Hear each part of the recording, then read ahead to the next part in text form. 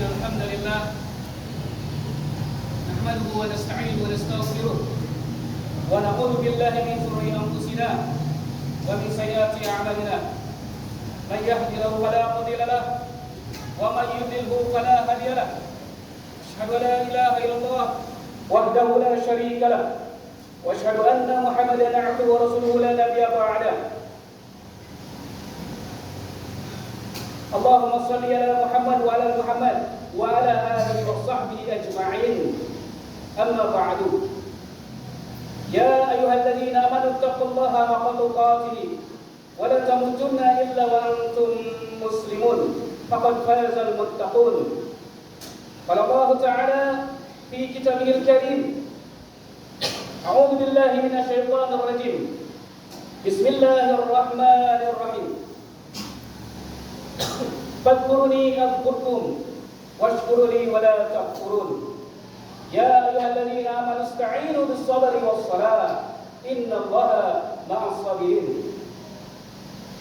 Segala puji hanya milik Allah yang telah menciptakan langit dan bumi, yang telah menjadikan siang dan malam, yang telah menghidupkan kita semua dan memberikan penghidupan kepada kita semua, yang karenanya hingga detik ini kita masih diberikan berbagai kenikmatan oleh Allah Subhanahu wa Ta'ala, yang tentunya kenikmatan-kenikmatan itu tidak akan pernah terhitung jumlahnya dan tidak akan pernah ternilai harganya. Kewajiban bagi kita adalah untuk senantiasa mensyukuri nikmat-nikmat tersebut. Salawat dan salam semoga senantiasa tercurah kepada junjungan alam Nabi besar Muhammad sallallahu alaihi wasallam, kepada para keluarganya, sahabat-sahabatnya, pengikut-pengikutnya yang setia hingga akhir zaman, dan insyaallah sampai pula kepada kita yang saat ini hadir di rumah Allah yang dimuliakan oleh Allah Subhanahu wa Ta'ala ini dalam rangka memenuhi ketaatan kita kepada Allah dan Rasulnya. Dan semoga Allah mewafatkan kita dalam keadaan husnul khatimah. Amin. Saudara-saudaraku sidang Jumat yang insyaallah dimuliakan oleh Allah Subhanahu wa Ta'ala. Saudaraku, di kesempatan yang mulia ini, maka tidak ada yang pantas kita ucapkan, yang pantas kita ekspresikan, kecuali rasa syukur kita kepada Allah yang begitu banyak tersebut. Begitu nikmatnya kita bisa berjamaah salat Jumat, bahkan salat 5 waktu bagi yang mendirikannya, maka itu adalah karunia yang besar. Dan kali ini khatib ingin mengajak untuk bermuhasabah. Sudahkah kita menjadi hamba-hamba yang pandai bersyukur? Karena Allah memperingatkan, menyindir kita begitu banyak di dalam satu surat saja, surat Ar-Rahman, "Fabi ayyi ala'i rabbikuma tukadziban?" Maka nikmat Tuhanmu yang mana lagi yang kamu dustakan, kata Allah.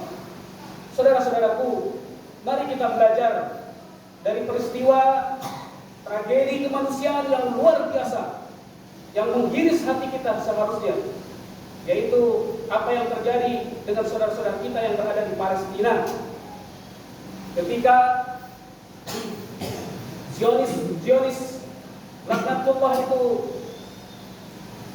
melakukan penjajahan kezaliman. Mereka hanya untuk sekedar salat berjamaah pun tidak bisa, salat di masjid pun tidak bisa. Maka sudah sepatutnya lah kita bersyukur bagi kita yang berada di negeri yang kita cintai ini, yaitu negeri Indonesia, yang dengan nyaman, dengan aman. Namun masih banyak orang yang belum mensyukuri nikmat-nikmat tersebut.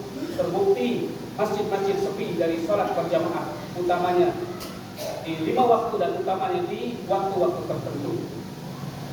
Saudara-saudaraku, motivasi syukur yang pertama adalah kita harus mensyukuri bahwa kita berada di negeri yang aman dan nyaman. Dan kita harus merasakan ini. Jika kita tidak mensyukuri ini, maka cenderung kita akan menjadi orang yang kufur. Kita bandingkan dengan saudara-saudara kita yang berada di Palestina. Kehidupan mereka sangat terjajah, terzalimi. Namun yang mesti menjadi motivasi besar kita, mereka dalam kondisi terjepit seperti itu pun, kita yang berada di Indonesia ini, sebesar apa sih masalah yang kita hadapi?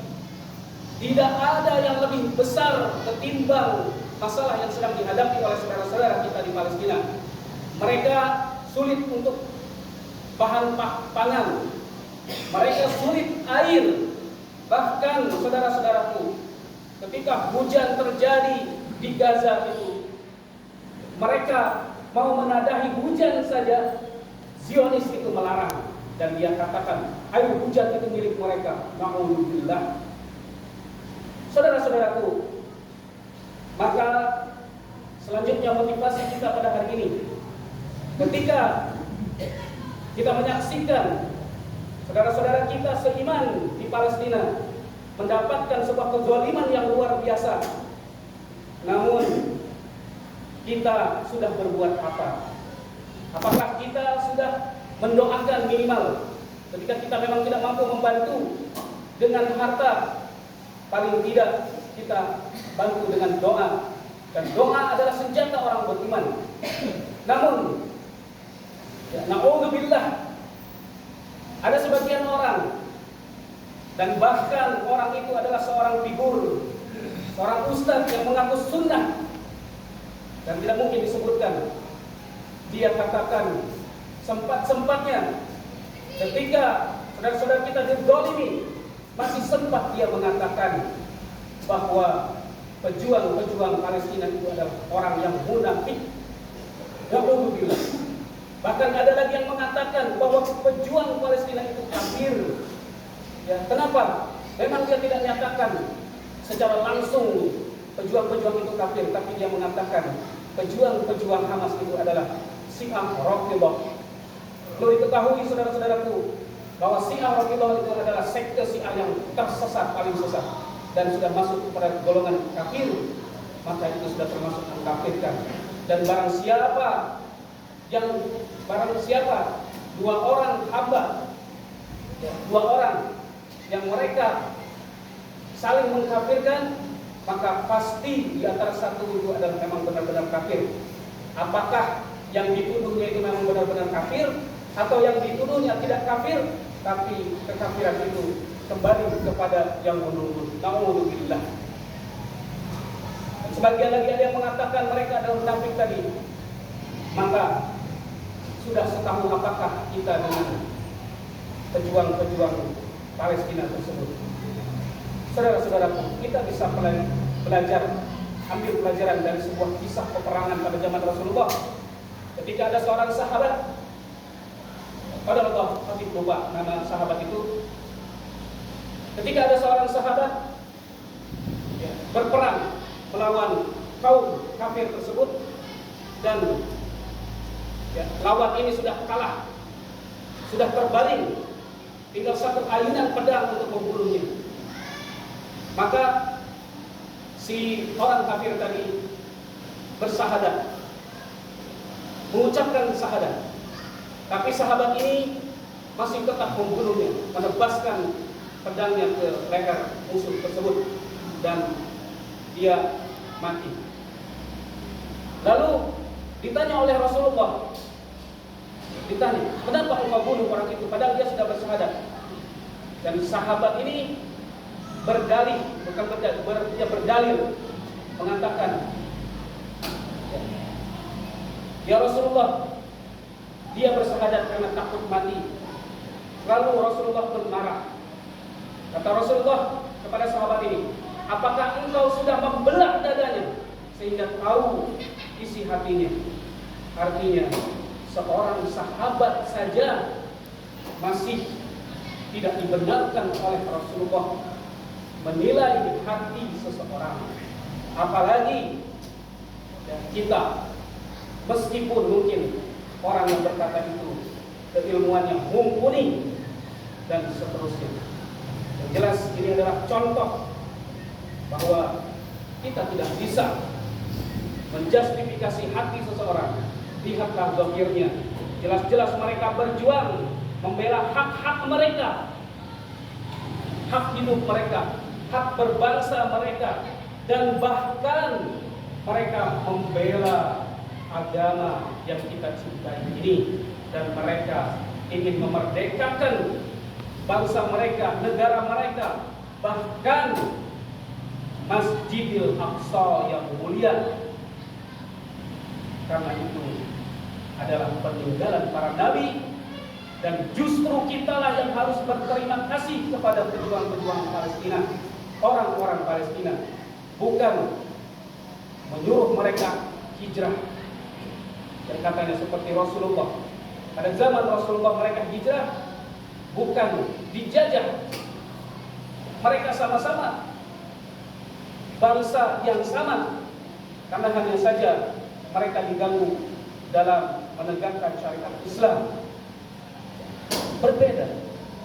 Sementara ini mereka memperjuangkan tanah kelahirannya, yang jelas-jelas sejarah membuktikan bahwa memang peradaban yang ada di Palestina adalah milik Muslim, milik Islam. Saudara-saudaraku yang insya Allah dimuliakan oleh Allah Subhanahu wa Ta'ala, maka hikmah yang bisa kita ambil, mari kita berhati-hati dalam berpendapat, apalagi di zaman media yang tanpa batas ini. Kalau dulu ada peribahasa mulutmu harimaumu, maka sekarang bisa jadi jarimu adalah nerakamu, dan mulutmu adalah nerakamu, dan mulutmu adalah keburukan jariahmu. Alhamdulillah. Dan semuanya bisa kebalikannya. Mulutmu adalah surgamu, amalmu, amal jariahmu. Jari jemarimu adalah surgamu dan amal jariahmu. Tergantung bagaimana kita memanfaatkan fasilitas-fasilitas tersebut. Saudara-saudaraku yang insya Allah dimuliakan oleh Allah Subhanahu wa Ta'ala, maka dalam menyikapi peristiwa ini luar biasa ini, saudara-saudara. Kita sedang diajarkan oleh orang-orang Palestina. Mereka begitu sabar menghadapi cobaan-cobaan ini, begitu tabah, begitu tabah. Ketika masa gencatan senjata, masuklah bantuan-bantuan berputar-putar. Pernahkah kita menyaksikan berita selama gencatan senjata, selama bantuan itu masuk, saking mereka kelaparan, saking mereka sulitnya, lalu mereka menjarah? Tidak ada terjadi seperti itu, saudara-saudara. Ini luar biasa. Justru kita harus bertanya, berbuat dari apa hati mereka begitu sabar?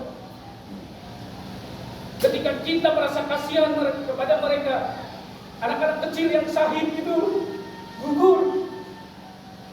Mungkin mereka di alam kebahagiaan sana, mereka kasihan kepada anak-anak Indonesia yang sedang dibelenggu oleh sistem-sistem yang diciptakan oleh Yahudi untuk merusak generasi ini.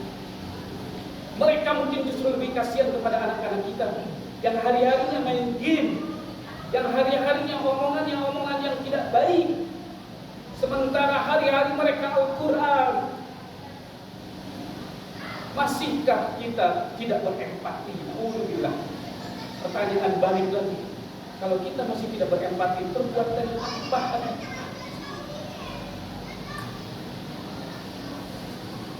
Saudara-saudaraku,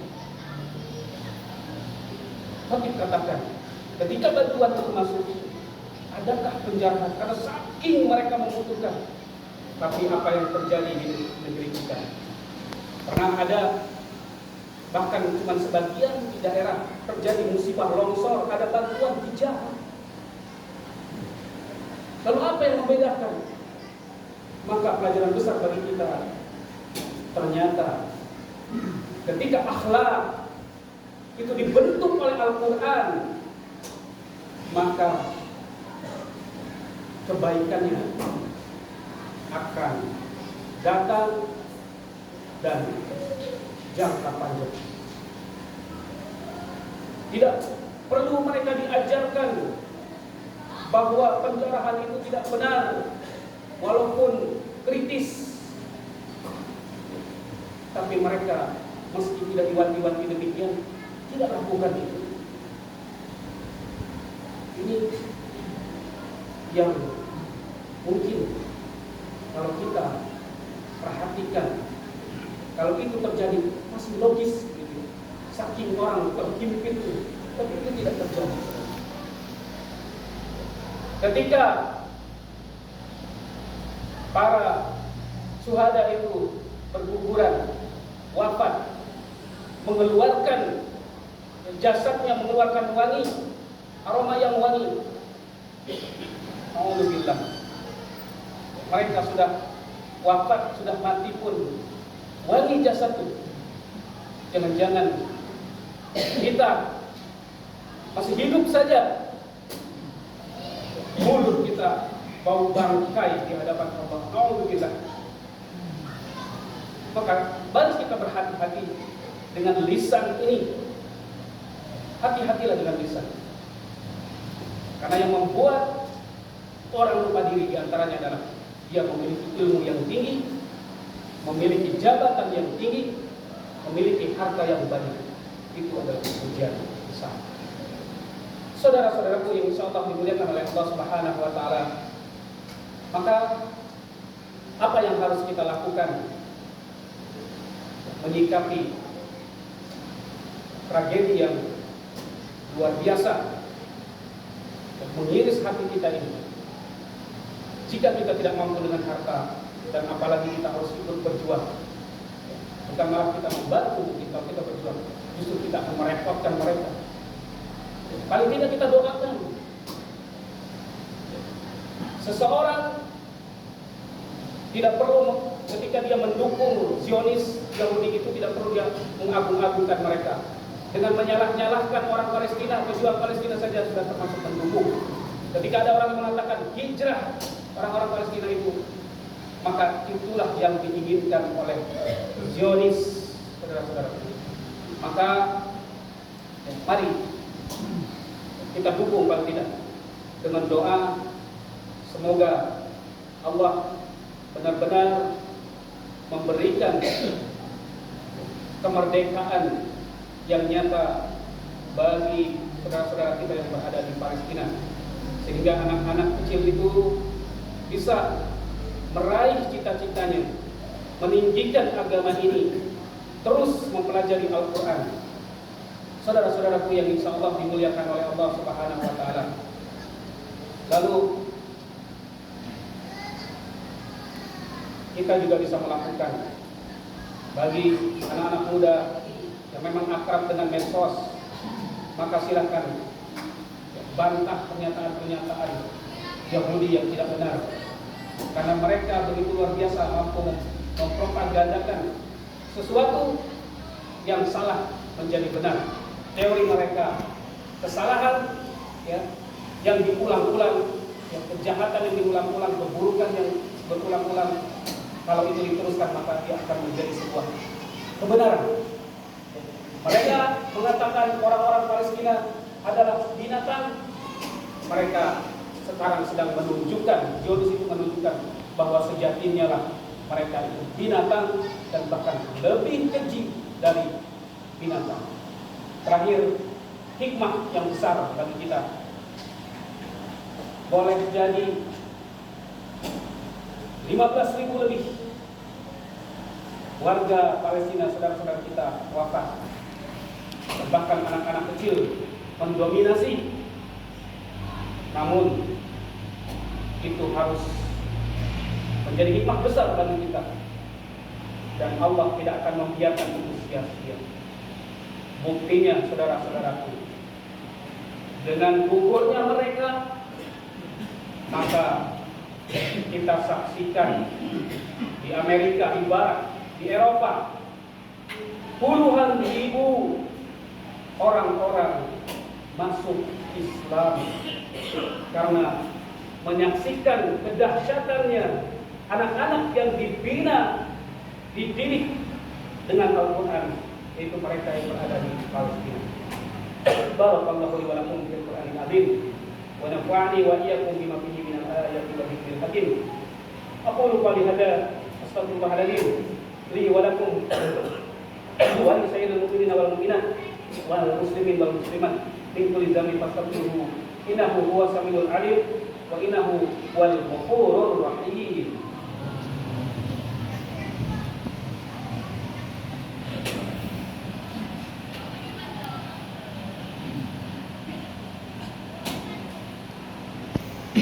Alhamdulillah hamdan katsiran thayyiban mubarakan fih kama yuhibbu rabbuna wa yarda. Asyhadu an la ilaha illallah wahdahu la syarika lah wa asyhadu anna Muhammadan 'abduhu wa rasuluhu la nabiyya ba'dahu. Fattaqullaha haqqa taqwa kama amara. Ya ayyuhan nas taqu rabbakum alladzi khalaqakum min nafsin wahidah wa khalaqa minha zawjaha wa batha minhuma rijalan katsiran wa nisaa. Fattaqullaha alladzi tasaaluna bihi wal arham innallaha kana 'alaykum raqiba.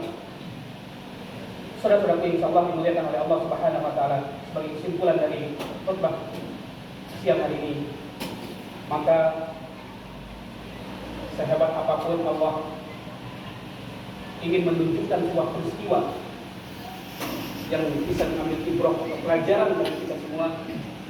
Jika hati kita kotor, maka kita tidak akan bisa memetik semuanya. Semoga Allah senantiasa membersihkan hati kita, karena hati itulah yang akan menyelamatkan kita menghadap Allah dengan selamat. Wala tukhzini yawma yub'atsun yawma la yanfa'u malun wala banun illa man atallaha biqalbin salim.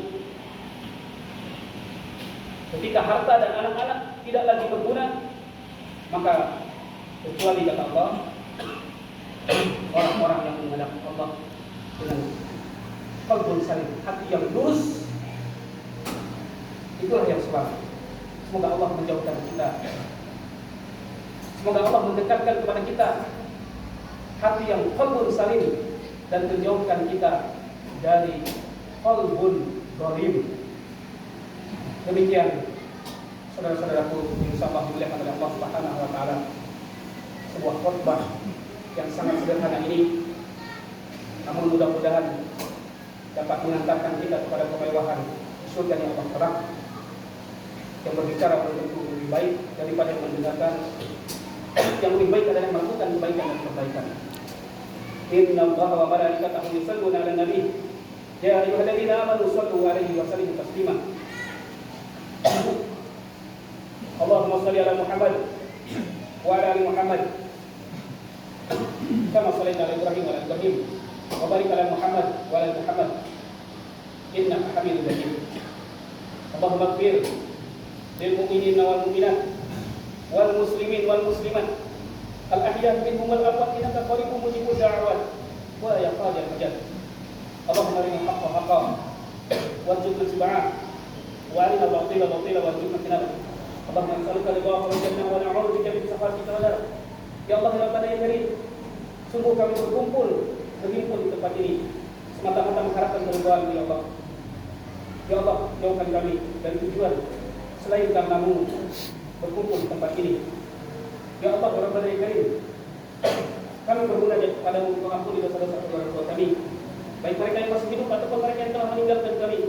Bagi mereka yang masih hidup, Engkau berikan kemudahan dalam segala urusan kehidupan dunia dan akhirat ya Allah, dan Engkau berikan kemampuan kepada beliau untuk senantiasa beribadah kepadamu dengan baik dan benar di dunia ini. Bagi kedua orang tua kami ataupun salah satu di antaranya yang telah meninggalkan kami, maka Engkau ampuni dosa-dosanya, Engkau lapangkan alam kuburnya, Engkau terangi alam kuburnya, Engkau rahmati alam kuburnya, kasih sayangilah beliau di dalam kuburnya sebagaimana beliau menyayangi kami di dunia ini sejak kecil ya Allah. Rabb, ampuni dosa pemimpin-pemimpin kami dan berikan kami pemimpin yang adil, pemimpin yang bijaksana, pemimpin yang dapat menolong agamamu ya Allah. Jauhkan di tahun depan kami mendapatkan pemimpin yang berkhianat, ya Allah. Ya Allah Rabbana ya Karim, ampuni pula dosa guru-guru kami. Ya Allah, ampuni pula dosa-dosa kami, dosa kami yang telah lalu, dosa kami yang sekarang, dan lindungi kami dari dosa yang akan datang. Ya Allah ya Rabb, ya Karim ya Aziz ya Ghaffar Rabbal Alamin, jadikan kami hamba-Mu yang pandai bersyukur dan jauhkan kami dari sifat kufur kepadamu, ya Allah. Rabb, hari ini ya Allah, saudara-saudara kami yang berada di Palestina sedang sedikit bisa mendapatkan kesempatan untuk bisa menikmati hari-hari mereka tanpa peperangan, ya Allah. Maka kondisi tersebut Engkau teruskan, ya Allah. Engkau jadikan negara Palestina adalah negara yang Engkau merdekakan, ya Allah, sehingga kami yang di luar negara Palestina pun dapat berkunjung ke sana, dapat mengunjungi, menziarahi masjid-Mu yang suci, masjid para nabi-Mu, ya Allah. Dan itu Engkau perintahkan kepada kami melalui hamba-Mu yang mulia Muhammad sallallahu alaihi wasallam, ya Allah. Ya Allah, kalau negeri Palestina dan Masjidil Aqsa tidak Engkau bebaskan, kami tidak memiliki kesempatan untuk bisa melaksanakan di antara perintah-perintah Rasul-Mu yang mulia itu, ya Allah, untuk bisa mendatangi Masjidil Aqsa. Ya Allah, saat ini banyak di antara saudara-saudara kami yang berada di Palestina wafat, maka Engkau jadikan keluarga-keluarga mereka yang ditinggalkan diberikan ketabahan. Maka Engkau jadikan mereka yang Engkau wafatkan menjadi syuhada, ya Allah. Ya Rabbana ya Karim, Engkau segerakan teman-teman juga bagi mereka, ya Allah.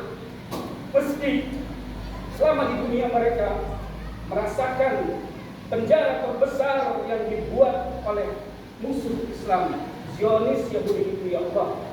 Namun ya Allah, Kau balas mereka dengan kenikmatan yang belum pernah ditemukan di dunia ini, ya Allah, bagi mereka pejuang-pejuang Palestina, bagi mereka yang menjadi korban, anak-anak, wanita, orang tua dan lain-lain, ya Allah. Ya Rabb, ya Karim ya Aziz ya Ghaffar Rabbal Alamin, jadikan kami yang tidak berada di negara itu dapat mengambil hikmah dan pelajaran besar bagi peristiwa ini. Kami khawatir, ya Allah, anak-anak kami tidak setegar anak-anak Palestina, ya Allah. Justru kami khawatir wafatnya anak-anak kami, mereka dalam kejahilan, ya Allah. Jauhkan itu, ya Allah. Rabb, jadikan keluarga-keluarga kami adalah keluarga yang sakinah mawaddah warahmah. Jadikan kami pada orang-orang senantiasa menjunjung tinggi perjuangan dengan kemampuan dan kapasitas kami masing-masing, ya Allah. Jadikan kami hamba-hamba-Mu yang bermanfaat bagi umat ini, bukan orang-orang yang justru mencederai umat ini, ya Allah, menzalimi umat ini, ya Allah, dengan lisan kami, dengan jari jemari kami, naudzubillah. Kalau di antara saudara-saudara kami yang hadir ini ada yang sedang Engkau uji dengan segala bentuk cobaan yang sulit maupun yang ringan, maka Engkau angkat cobaan itu, ujian itu dengan kelapangan di dalam dada mereka, ya Allah. Kalau di antara saudara-saudara kami yang hadir ini ada yang Engkau uji dengan penyakit sebesar apapun dan sekecil apapun, Engkau angkat penyakit itu dengan tanpa meninggalkan bekas sedikit pun, ya Allah. Ya Rabbana ya Karim ya Aziz ya Ghaffar Rabbal Alamin. Allahumma inna nas'aluka salamatan fid din wa 'afiyatan fil jasad wa zinatan fil ilmi wa rahmatan fid di wa tawbatan qabla al-maut wa rahmatan inda al-maut wa maghfiratan ba'da al-maut wa taqwa hawli alaina fi syafaratil maut wa najatan min an-nar wal 'afwa min al-sabr. ربنا لا تزغ قلوبنا بعد إذ هديتنا وهب لنا من لدنك رحمة إنك أنت الوهاب. ربنا ظلمنا أنفسنا وإن لم تغفر لنا وترحمنا لنكونن من الخاسرين. ربنا آتنا في الدنيا حسنة وفي الآخرة حسنة وقنا عذاب النار. والحمد لله رب العالمين. عباد الله، إن الله يأمر بالعدل والإحسان وإيتاء ذي القربى وينهى عن الفحشاء والمنكر والبغي يعظكم لعلكم تذكرون. فاذكروا الله الذي يذكركم واستغفروه يستجب لكم واشكروه على نعمته التي ولا تشكروا الله أكبر. أقم الصلاة.